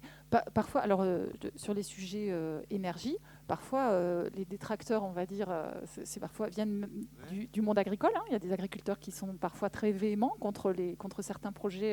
Est-ce qu'il faudrait, pour parler d'une seule voix, déjà un pacte de non-agression, on va dire, entre agriculteurs ? Alors, on ne peut pas parler d'une seule voix, mais il faut parler ensemble. Il faut, je pense, moi j'ai beaucoup vécu en Suisse, où la Suisse, c'est la culture du compromis. Il y a une partie de la Suisse qui est alémanique, une partie plutôt francophone, une partie plutôt italienne. Les gens parlent en fait ensemble, parce qu'ils ne sont pas d'accord. Mais ils trouvent toujours une solution. Donc il faut réussir à parler ensemble, avec respect, c'est la base, et arriver à des compromis. C'est un petit peu la problématique politique qu'on a aujourd'hui en France aussi. Donc quand même, essayons de communiquer d'une seule voix. Il faut. Rémi, y a-t-il, comment dire, il y a cette culture de compromis aussi en Grande-Bretagne et est-ce que c'est un sujet de communiquer? Alors on a bien compris qu'il n'y a pas vraiment de communication finalement des gentleman farmers vers le grand public, mais est-ce que qu'est-ce que vous évoque en fait cette question de communiquer d'une seule voix? Alors, ce que ça m'évoque deux programmes à la télévision. Un qui s'appelait donc Farmer Wants a Wife. L'amour est dans le pré. En fait, oui, mais c'était en À 2001. Donc ça a démarré en Angleterre, il faut le ça savoir. Ça a démarré là-bas avant ensuite, la France. Il y a 30 pays qui ont repris le concept. 30 pays. Et c'est pas du tout la même chose que l'amour est dans le pré quand on regarde. C'est quand même un peu plus, comment dire, un peu plus sympathique, un peu plus glamour que ce qu'on voit dans L'amour est dans le pré, même si je ne regarde pas les émissions, je dois dire. Et donc il y a ça déjà, je pense que ça c'est déjà un lien très important avec le grand public parce que je pense que c'est très très populaire. Et l'autre c'est, alors je ne sais pas si vous connaissez Jeremy Clarkson qui faisait ce programme Top Gear. Ça vous dit quelque chose? Non. Top Gear, donc c'est une émission sur les voitures de course avec un animateur un peu excentrique. Et cet animateur a acheté une ferme un jour et ils ont fait une émission sur son expérience, lui, dans la ferme. Et c'est à mourir de rire. Je vous le recommande, vous allez le trouver sur YouTube. Et donc, en fait, toutes les bêtises possibles et imaginables, que ce soit dans l'élevage ou la culture, il les fait. Et croyez-moi, c'est un programme qui, je pense, réconcilie un tout petit peu le grand public avec l'agriculteur. L'humour, c'est important aussi. Hein. Oui, ils ont l'air beaucoup plus second degré, peut-être, non? C'est un peu l'image qu'on a, d'ailleurs, des Anglais. Oui, en fait, ça peut être interprété de manière, comme beaucoup de choses, mais quand même, je pense qu'il y a eu un tel succès, ce programme, que ce n'est pas possible que les Britanniques n'aient pas été sensibilisés de manière positive à l'élevage et à la culture. Donc on pourrait communiquer, vous pensez, en France, sur des émissions grand bien public? Bien sûr. Je pense que connaissent. Oui, mais bon, encore une fois, je pense que les médias, ils parlent toujours de ce qui va mal, vous le savez, et donc le milieu agricole n'y échappe pas, et c'est quand même un grand dommage parce qu'il y a tellement de belles choses dans l'agriculture qu'il y a vraiment de quoi faire, surtout sur un écran. Voilà. Ce serait une belle innovation que de parler de l'agriculture avec humour sur Exactement, totalement. Des émissions grand public. C'est noté, Rémi. Voilà, on note votre proposition. Swazik, nous allons finir cette table ronde avec vous pour avoir quand même un temps de questions et nous allons réussir à midi, c'est parfait, et puis on aura un quart d'heure de questions. Swazik, que vous évoque vous aussi cette question? Vous avez entendu les débats entre les agriculteurs qui sont ici, les visions. Je vais vous laisser faire ce trait continu entre tout le monde et faut-il parler d'une seule voix dans le monde agricole? Je vais tenter d'établir un fil rouge dans mes notes un peu éparses. La première chose que je me suis notée, c'est qu'effectivement, je vous rejoins, vous avez été très clair sur votre engagement à communiquer sur le métier, tous les trois. Cependant, je me suis notée en début de table ronde quand même que vous aviez un profil un peu particulier. Vous nous avez souligné que vous aviez un parcours professionnel autre avant installation. En fait, ça, je trouve ça assez intéressant parce qu'on a... nous, on travaille sur les trajectoires des agriculteurs. Et donc, effectivement, quand on a de plus en plus d'agriculteurs qui sont dans ce cas-là, c'est-à-dire qui ont un premier parcours ailleurs avant de s'installer en agriculture, dans ces parcours-là, on va acquérir des dispositions qui nous amènent à se saisir de certains sujets. Ça peut être la communication, mais ça peut être aussi la gestion d'entreprise, l'environnement, autres, qui vont amener à être aussi des vecteurs d'innovation sur la manière de faire habituellement de l'agriculture. Et donc là, une hypothèse, ça peut être ça, le fait que vous ayez vous-même acquis dans ce parcours antérieur des dispositions à communiquer qui ne sont pas présentes chez tous les agriculteurs et qui fait aussi que vous vous sentez très à l'aise sur cet exercice, ce qui peut effectivement mettre assez mal à l'aise d'autres producteurs qui sont moins habitués à ça. Ce qui est intéressant, c'est que du coup, ça fait renouveler aussi les pratiques de communication internes à la profession. Donc vous êtes sur de l'ouverture de votre ferme au grand public, qui se déplace physiquement sur la ferme. Ça peut être perçu comme quelque chose d'assez intrusif pour certains agriculteurs qui n'ont pas l'habitude de recevoir chez eux des regards qu'ils ne maîtrisent pas non plus, c'est-à-dire des personnes dont ils ne vont pas maîtriser ni le discours ni les gestes sur l'exploitation. Ça pose aussi des questions de biosécurité. Ça peut stresser certains producteurs. Ça interrogent aussi ces nouvelles pratiques de communication. Enfin, ça peut se traduire par de l'investissement de réseaux sociaux. Des agriculteurs qui vont s'investir sur YouTube, sur Instagram, avec d'autres pratiques de communication qui, là encore, vont toucher d'autres publics. Je pense qu'à l'échelle de la profession, ça pose la question de ce qu'on pourrait appeler une forme d'archipélisation des voies de communication, mais aussi des messages qui sont portés dans ces différents canaux auprès de ces différents publics. Donc là, sur faut-il communiquer d'une seule voix, je ne sais pas si on en rediscutera un peu plus tard, mais en tout cas, il faut s'interroger, il faut que la profession s'interroge sur aujourd'hui la diversité des messages, mais aussi des canaux et des publics qui sont touchés par cette archipélisation de la communication et sur l'impact que ça va avoir sur l'image de la profession, mais aussi sur sa dynamique interne. Donc là, on a perçu dans vos petits échanges en fait, qu'il y avait des points sur lesquels vous étiez potentiellement pas d'accord. C'est très intéressant. Alors peut-être là, du coup, je m'éparpille. Pas du tout, c'est passionnant, continuez. Je me suis dit, mince, je perds mon fil. Alors, peut-être pour clore sur les voies, les canaux de communication, peut-être pour finir sur ce sujet-là, ce qui serait intéressant à l'échelle de la diversité interne de la profession, ce serait de s'interroger sur comment est-ce qu'on aide l'ensemble des agriculteurs à se réapproprier cet outil de communication dans le champ sur lequel il est à l'aise. Quand on parlait tout à l'heure de la capacité à définir soi-même ses propres objectifs, eh bien, c'est être capable aussi d'avoir ce regard sur soi-même en disant est-ce que je souhaite y aller ? Quelles sont les compétences éventuellement qui me manquent, que je dois acquérir pour me sentir confortable dans cet exercice, c'est-à-dire ne pas me mettre en situation délicate le jour J, ce qui peut se révéler assez périlleux en fait pour l'agriculteur qui aussi a beaucoup à perdre dans cet exercice potentiellement. Et donc, d'un point de vue renouvellement des outils de conseil ou d'accompagnement, quel type de ressources on peut mettre à disposition des agriculteurs qui souhaiteraient s'emparer de ce sujet de communication. Bon, là, je clôt le dossier. Là, c'est plutôt sur la forme, finalement. Voilà, sur la forme, donner les outils, en particulier à ceux qui ne sont pas à l'aise avec ces outils. Voilà. Selon les parcours antérieurs, selon les dispositions, les compétences qui sont acquises, voilà, pour répondre à une diversité de profils. Maintenant, sur l'archipélisation de la communication elle-même, faut-il communiquer d'une seule voix et comment est-ce qu'on doit communiquer ? En fait, ça pose aussi la question de qui doit communiquer sur quoi. De ce que j'ai entendu, on a beaucoup parlé des agriculteurs qui communiquent sur leurs pratiques auprès des consommateurs de proximité. Ça, on entend que vous vous emparez de cette communication-là, ça existe aussi sur les réseaux sociaux, etc. C'est un exercice particulier. Là où on peut aussi se poser la question, c'est, on en a discuté rapidement, en tout cas j'y ai pensé en vous entendant débattre en fait, de ce sur quoi, quel message on souhaite porter à l'intention du grand public. Il y a un enjeu aussi de communication interne au sein du milieu agricole. C'est-à-dire qui doit communiquer en interne sur ce que pense la profession également, ou qui doit animer les débats qui divisent la profession. La question de votre pacte de non-agression entre agriculteurs, elle est intéressante parce qu'en fait, ça sous-entend qu'on a besoin de communiquer d'une seule voix ou qu'on doit être homogène sur nos opinions, nos discours, nos pratiques au sein de la profession. En réalité, on peut aussi prendre le contre-pied en se disant cette diversité de pratiques, d'opinions, de parcours, d'outils, c'est une richesse quand on est une profession qui doit faire face à des enjeux multiples, à des aléas. Le tout, c'est de parvenir à associer cette diversité avec une capacité à dialoguer en bonne intelligence et à identifier à être assez au clair sur les points de dissension, les points d'accord et de désaccord. Voilà, d'accord et de désaccord, de manière à pouvoir identifier des fronts de progression, des fronts de recherche, des fronts sur lesquels on est d'accord ou pas d'accord.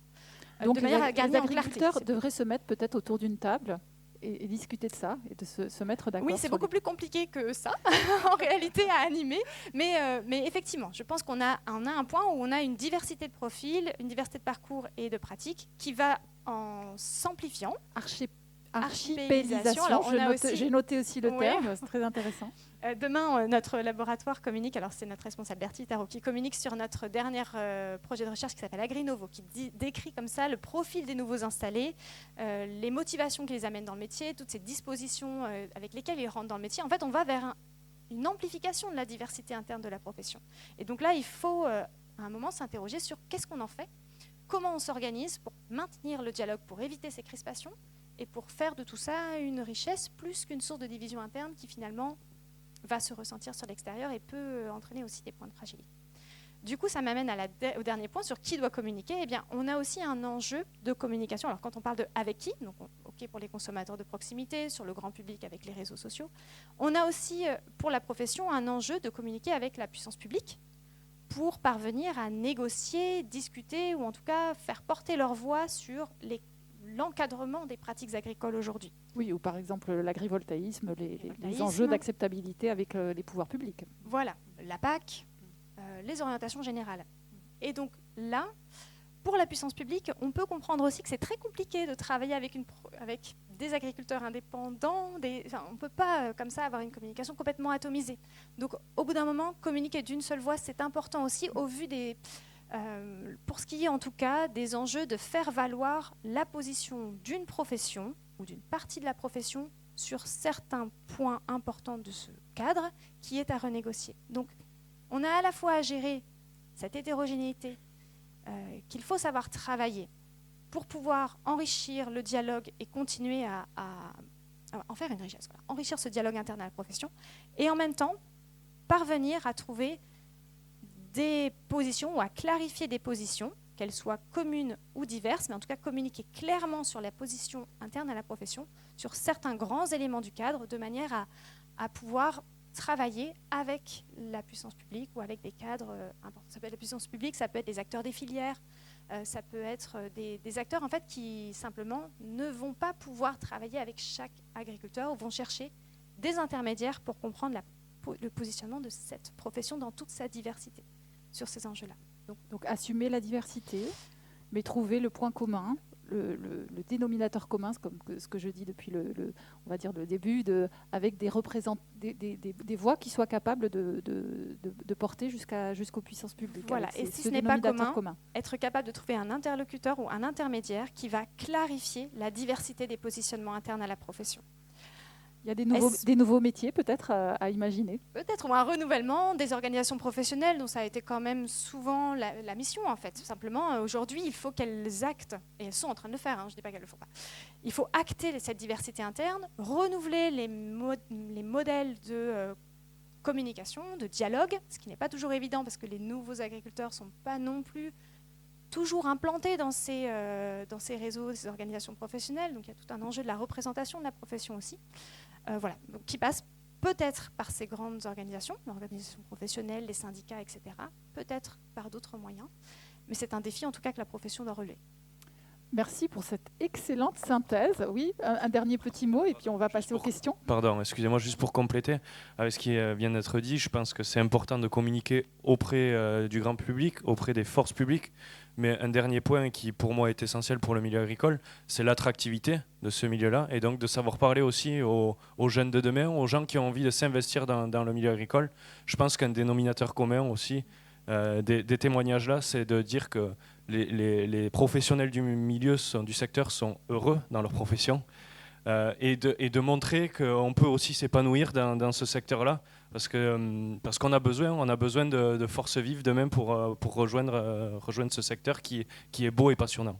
Oui, merci. C'est un joli mot effectivement à rajouter puisque tous les trois, vous portez vraiment tous les trois le message du sens de votre métier, de la passion de votre métier. Vous avez des salariés aussi, donc c'est vrai que cette question de l'attractivité, elle est vraiment très importante. Si jamais il y a un dernier petit mot, n'hésitez pas sur où est-ce qu'on va garder ce temps-là pour les questions, le temps qui nous reste pour les questions. Vous avez eu, nos invités ont pu donner leur vision à la fois de l'innovation dans leur structure et de cette discussion de comment communiquer d'une seule voix. Est-ce que vous avez des questions ?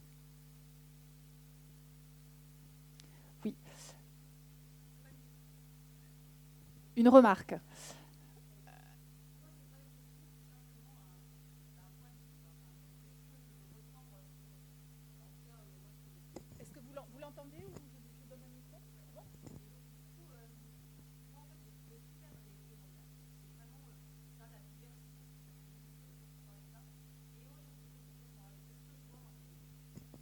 Qui êtes-vous d'ailleurs? Présentez-vous peut-être.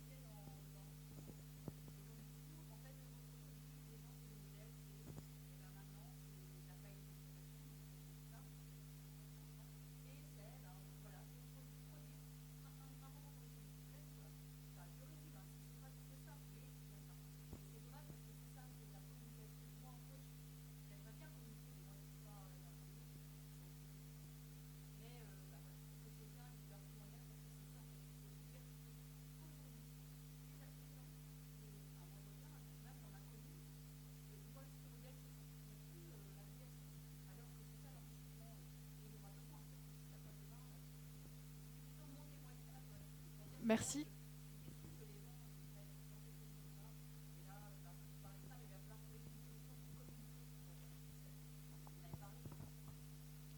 Vous voulez réagir? Ouais, je voulais réagir. Après, c'est ce qu'on a dit tout à l'heure, hein, c'est la diversité du public. Donc, si on est attractif pour que des gens... Alors, c'est pas forcément des jeunes. Hein. Moi, je me suis installé à 37 ans, donc j'ai travaillé à l'extérieur avant, j'ai voyagé, etc. Mais plus on va attirer des gens de l'extérieur, alors on parle beaucoup des NIMA aujourd'hui, mais des non issus du monde agricole. Donc plus on va avoir des gens de l'extérieur et plus on va avoir une ouverture d'esprit et plus on va ouvrir nos fermes et on va parler agriculture. Et il faut qu'on parle agriculture sur le terrain. Et moi, je voulais dire une chose. Pardon. Et je voulais dire une chose aussi. En communication, c'est vrai que moi, j'ai toujours appris. Nous, on parle de ce qu'on fait dans notre exploitation. C'est-à-dire qu'on est transparent. En fait, beaucoup d'agriculteurs disent ah, on peut pas dire ça. On peut pas. Non, on peut tout dire à partir du moment où c'est notre expérience à nous. Alors après, on s'aventure des fois sur des sujets agriculture qu'on parle dans les médias. Et là, c'est un peu plus casse-gueule. Mais on fait réfléchir les gens. Et le but du jeu, nous, de nos visiteurs, c'est les faire réfléchir. Que en fait, l'agriculture, il y a plein d'injonctions, comment on dit, injonctions contradictoires. Voilà. Donc, on est surveillé sur l'environnement, on est surveillé sur l'administratif, on est surveillé de tous les côtés. Et comment on jongle avec tout ça? Et c'est un métier complet. Aline.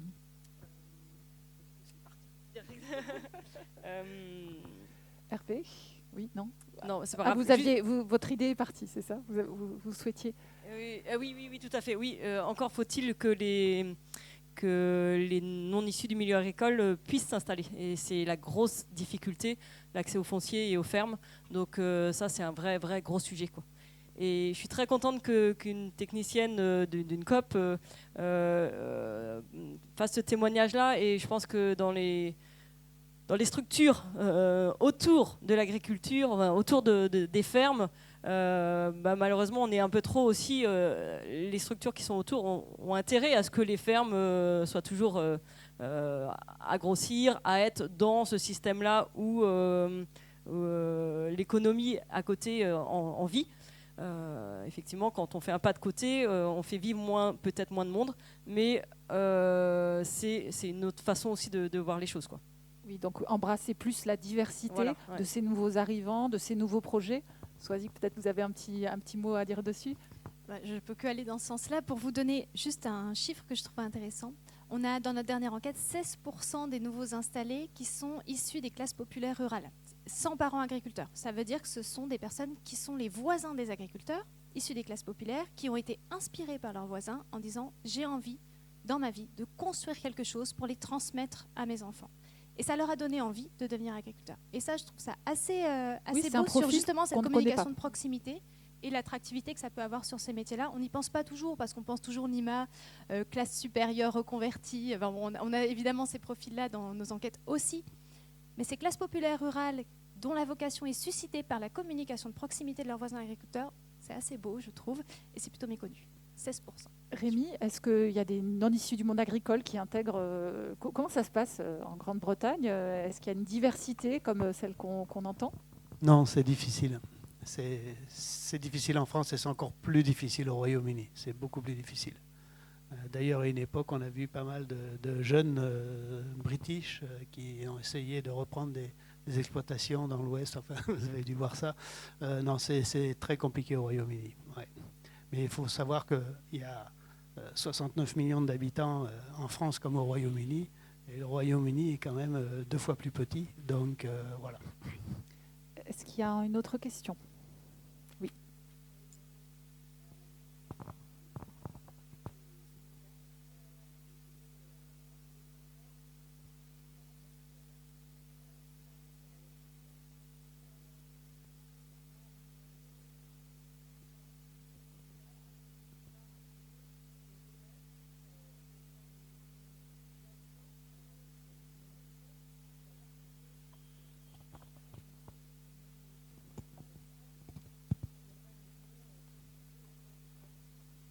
Est-ce qu'il y a des relais, je vous repose la question pour qu'ils entendent aussi là-bas, des relais ou des contre-pouvoirs à une forme de communication générale par les médias généraux qui ne représentent pas la diversité des profils?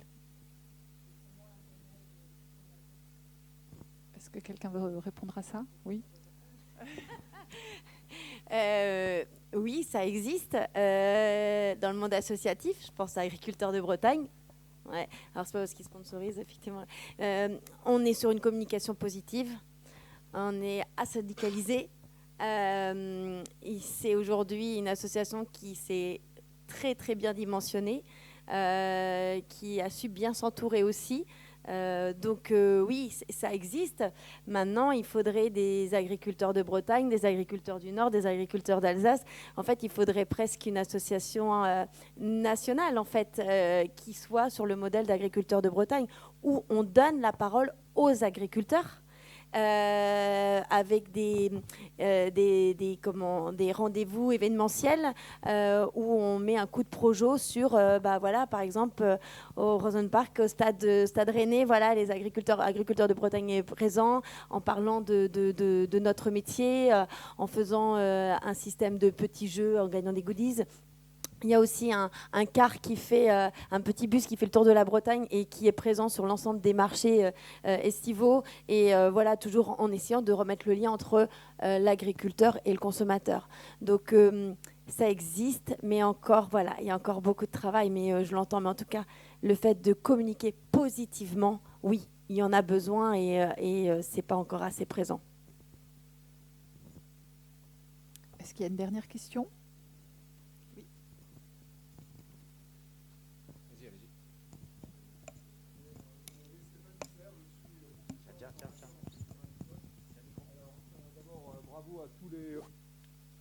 Merci. Oui, donc d'abord bravo à tous les intervenants parce que je pense qu'il faut avoir de la passion mais aussi du courage pour pouvoir communiquer auprès du grand public sur des métiers que les gens ne connaissent pas. Moi j'ai une question pour les éleveurs et éleveuses qui sont sur le plateau. Ce que on a compris, c'est que l'innovation c'est avant tout un état d'esprit et on a vu aussi, Gabriel Dufour nous a aussi indiqué au démarrage de ce débat, dans l'étude Ipsos, c'est que en fait, le grand public ne vous attend pas du tout sur l'innovation en général. Ma question est la suivante, c'est quels seraient les messages ou le message que vous auriez pour convaincre une personne qui va dans votre ferme sur le fait que vous innovez? Et en quoi quelle serait cette innovation-là qui permettrait de convaincre le grand public? C'est un petit peu ce que j'ai déjà expliqué. Pour moi, l'innovation dans ma ferme, c'est remettre au goût du jour des races qui ont été oubliées et qui me permettent de vivre et qui permettent à ces races-là de vivre aussi, quoi. Sinon, il y en a qui ont disparu. Celles que j'élève, j'espère, ne disparaîtront pas, quoi. Pour moi, c'est ça. C'est une partie de l'innovation que je fais. Je peux dire quelque chose? Enfin, je voulais juste te dire peut-être la question de l'environnement, elle est essentielle à ce niveau-là. Le grand public est très sensibilisé aux problèmes climatiques et environnementaux. Aujourd'hui, l'agriculture, qu'elle soit végétale ou animale, elle innove dans la précision. La précision, c'est l'enjeu des prochaines années.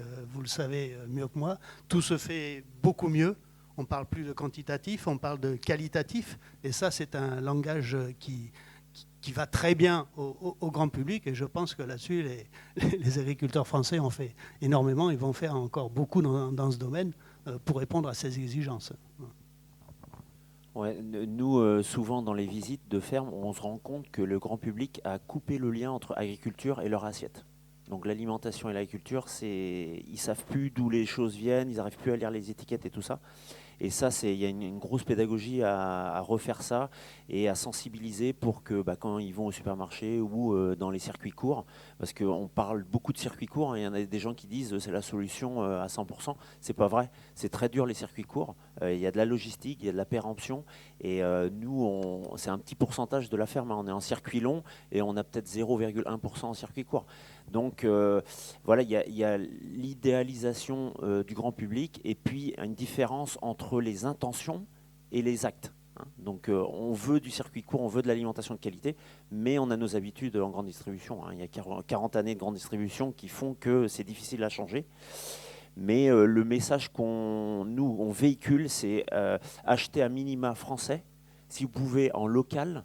Et voilà, c'est le message qu'on essaye de véhiculer au grand public. Oui, c'est vrai qu'il manquerait peut-être quelqu'un qui représente les consommateurs ici. Ce serait aussi intéressant pour un prochain débat. Je pense qu'on va devoir s'arrêter là pour libérer la salle. On peut vraiment les applaudir. Vous avez été vraiment... Merci beaucoup pour vos partages de vision, les regards croisés, les débats qu'il y a eu entre vous. Ça a été très riche. Merci Soisic vraiment pour cette synthèse vraiment excellente. Et je vous souhaite une bonne fin de space et vous dis sans doute à l'année prochaine pour un prochain débat.